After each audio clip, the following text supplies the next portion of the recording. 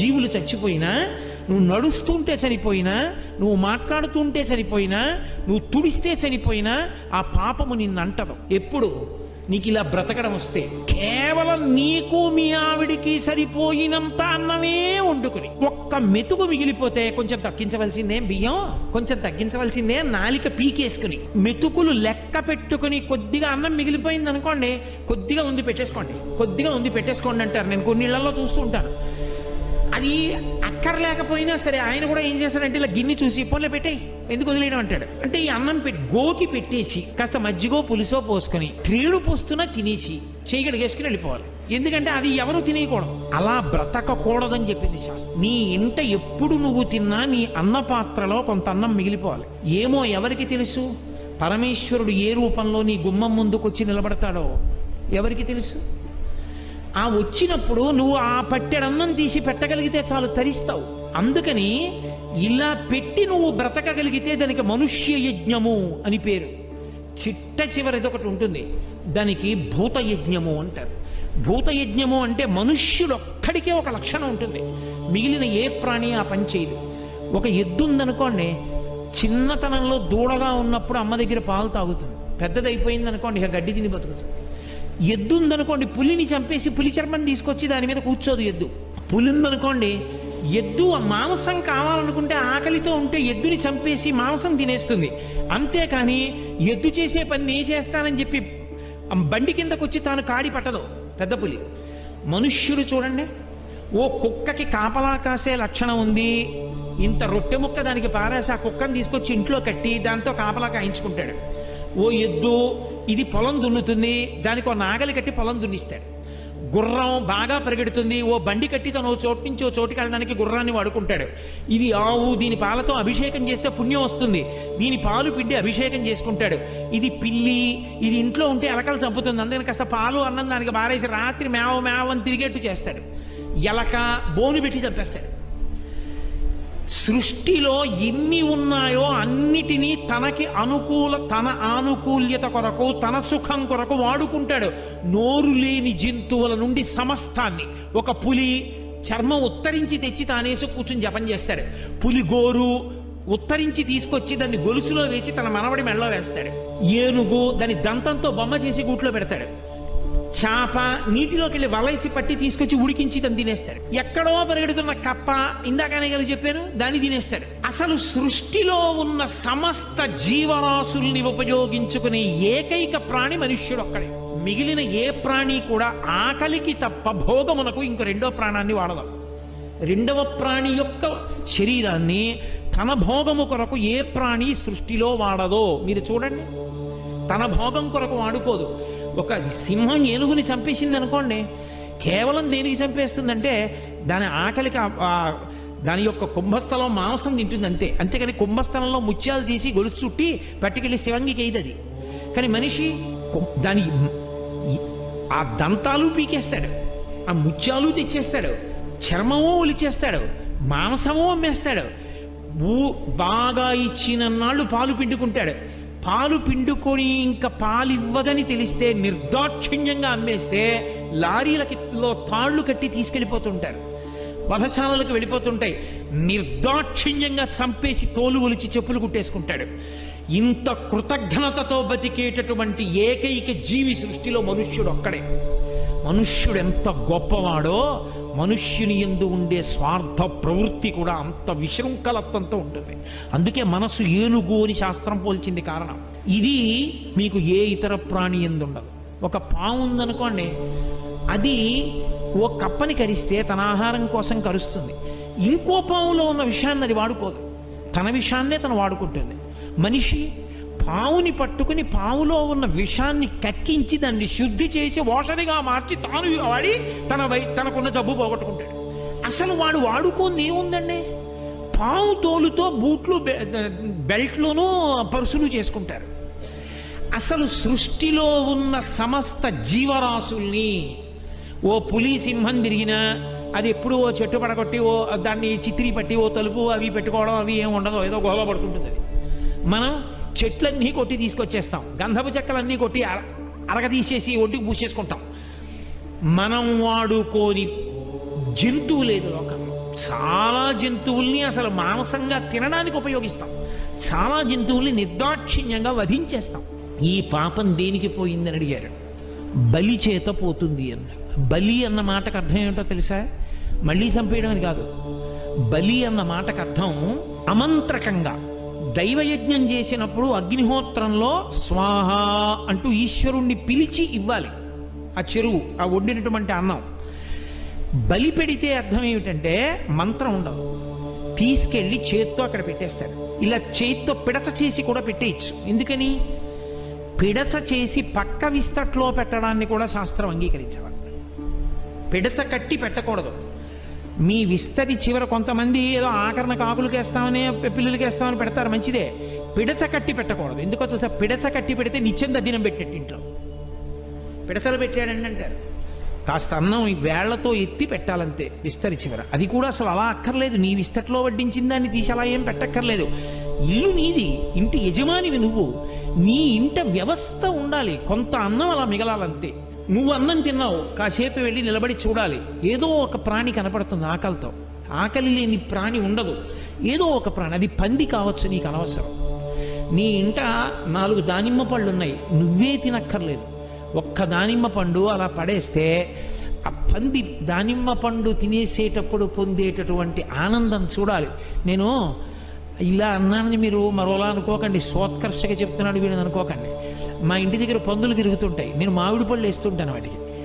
మనం తినడం మంచిదే, కానీ అసలు అవి పాపం ఎప్పుడూ అక్కర్లేనివి తినడమే తప్ప దాన్ని జన్మాంతరంలో దానికి పిలిచి ఈ పండు తిను అని పెట్టేవాడు ఎవరు, ఈ కాయ తిను అనేవాడు పెడతాడరా. దీనికి మామిడి పండు పెడితే ఏం చేస్తుందో చూద్దామని ఓసారి మొట్టమొదట ఓ పందికి మామిడి పండు పెట్టాను.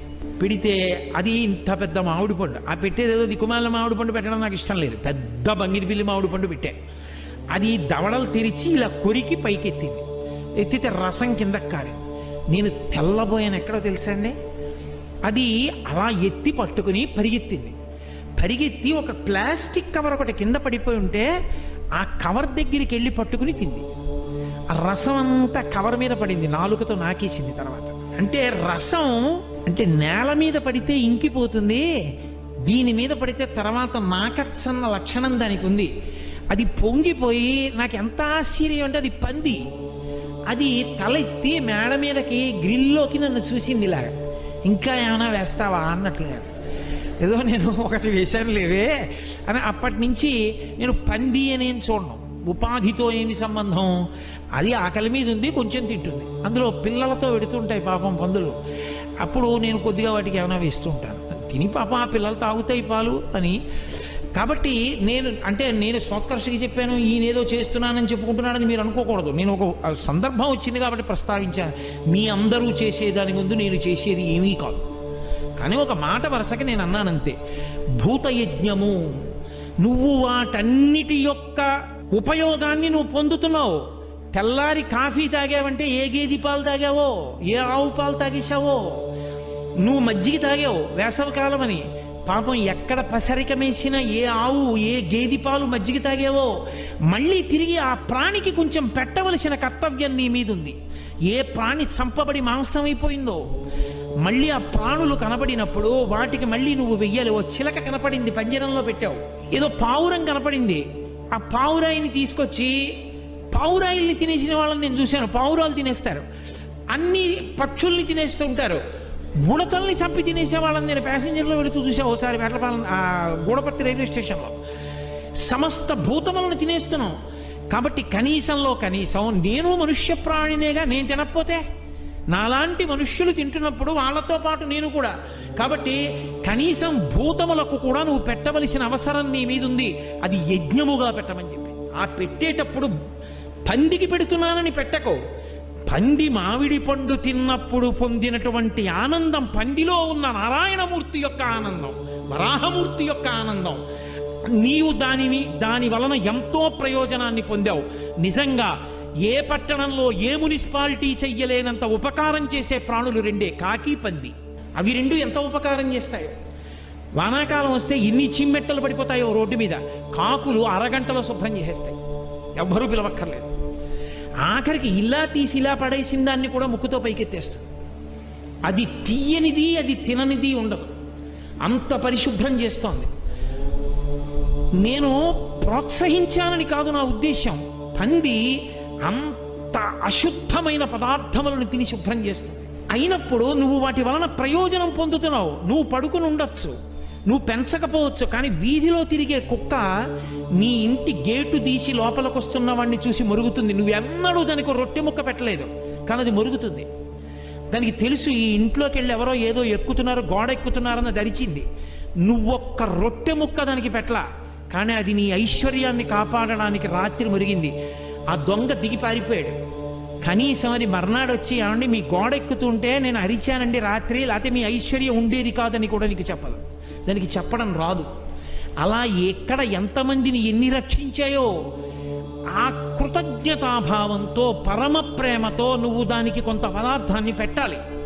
అలా పెడితే భూతయజ్ఞము, అలా పెట్టకపోతే కృతజ్ఞుడవు. అప్పుడు ఈ పాపాలన్నీ నీ ఖాతాలో వేస్తాడు. అలా కాకుండా ఈ 5 యజ్ఞములు ఎవరు చేస్తున్నాడో వాడికి పాపము సంక్రమించదన్నాడు. వాడు నడిస్తే, వాడు మాట్లాడితే, వాడు కూర్చుంటే, వాడు వాహనం మీద పెడితే, వాడు వంట చేసుకుంటే, ఇల్లు తుడుచుకుంటే, తడిగుడ్డ వేస్తే, దంపితే, రుబ్బితే, పొయ్యి మీద వండితే, కత్తిపీటతో కోస్తే, వాడి ఇంట జరిగిన హింసకి వాడు బాధ్యుడు కాడో, వాడు దానికి ప్రత్యామ్నాయంగా ఇది యజ్ఞములు చేస్తున్నాడు. ఇది చెయ్యకుండా వాడికి బతుకులేదు. అహింస పరమో ధర్మ. అసలు నువ్వు హింస చేయకూడదన్నారనుకోండి, ఎలా బతుకుతారు? ఎలా కుదురుతుంది? కాబట్టి సనాతన ధర్మమునందు అహింస ప్రథమం పుష్పం, మొదటి పుష్పం ఇది అన్నప్పుడు భావన దేని చేత? ఈ పువ్వు నిరంతరం విష్ణువుని పూజిస్తూ ఉంటుంది. ఎప్పుడూ విష్ణువుకి దగ్గరైపోతుంటావు. ఎందుకని? నీ బాధ ఏదో అది దానిలోని బాధ. అరే నేను ఉపకారం పొందాను వాటి వల్ల, నేనేం ఉత్తినే పెట్టట్లేదు. ఎంతో ఉపకారం పొందింది మనుష్య జాతి వాటి వల్ల. కాబట్టి నేను వాటికి మళ్ళీ తిరిగి కొంత ఇవ్వవలసి ఉంది. నా కర్తవ్యం ఉంది, దానికి పెట్టవలసిన కర్తవ్యం, అందుకు పెడుతున్నాను. ఈ భావన నీకు కలిగిన నాడు నిష్కారణంగా నువ్వు చెనకలేవు ఏ ప్రాణిని. అది కాయిక హింస. అయితే శాస్త్రంలో గొప్పతనం ఎక్కడుందంటే సనాతన ధర్మంలో ధర్మమునకు హింసని అంగీకరించారు. ధర్మమునకు హింస అంటే ప్రభుత్వం అనేక హత్యలు చేసినటువంటి ఒక వ్యక్తిని పట్టుకుని కారాగారంలో పెట్టింది. ఇప్పుడు ప్రభుత్వానికి తప్పు వచ్చిందా? వాడిని కారాగారంలో పెట్టింది, కొట్టింది. తప్ప ప్రభుత్వాన్ని? ఏమీ తప్పు లేదు. ఎందుకని అంటే వాడిని విడిచిపెట్టేస్తే అయ్యో పాపం అలా కొట్టేస్తే ఎలాగండి అన్నారనుకోండి, లోకం ఎలా బతుకుతుంది?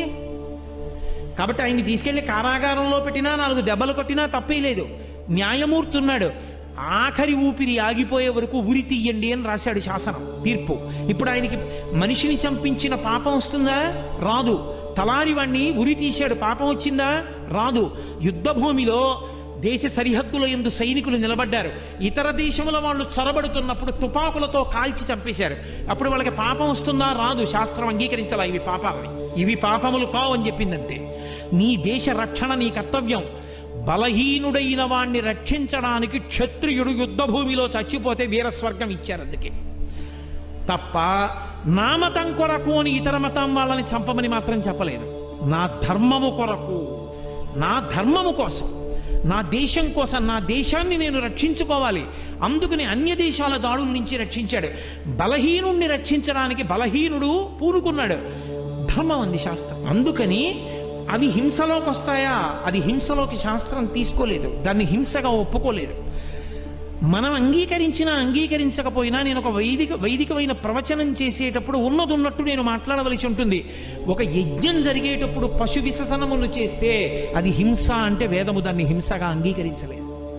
ఎందుచేత అంటే ప్రాణి ఉత్తమగతులకు వెళ్ళిపోయింది అని చెప్పింది. నువ్వు చంపకపోయిన జీవుడు తరువాత ఎన్నో శరీరాలు మారాలి, కానీ యజ్ఞమునందు వాడబడినటువంటి పశువు మాత్రం ఉత్తమ జన్మకి వెళ్ళిపోయింది అంది. కాబట్టి వేదమునందు ప్రమాణము చేత దాన్ని హింసగా అంగీకరించలేదు. కాబట్టి ఇవన్నీ కూడా గృహస్థుకి సంబంధించినంత వరకు హింస కావు. ఎందుకని? గృహస్థు పరిపూర్ణమైన హింస పాటించాలి అని నేను అన్నాను అనుకోండి, గృహస్థు మీద బ్రహ్మచారి ఆధారపడతాడు, గృహస్థు మీద సన్యాసి ఆధారపడతాడు, గృహస్థు మీద వానప్రస్థు ఆధారపడతాడు. మరి అలా ఆధారపడి ఉన్నప్పుడు గృహస్థు అహింస పరమో ధర్మ, అసలు నేను హింస చెయ్యను అని కూర్చున్నాడు అనుకోండి కదలకుండా, సన్యాసికి అన్నం ఎక్కడిది, బ్రహ్మచారికి అన్నం ఎక్కడిది, వానప్రస్థుకి అన్నం ఎక్కడిది?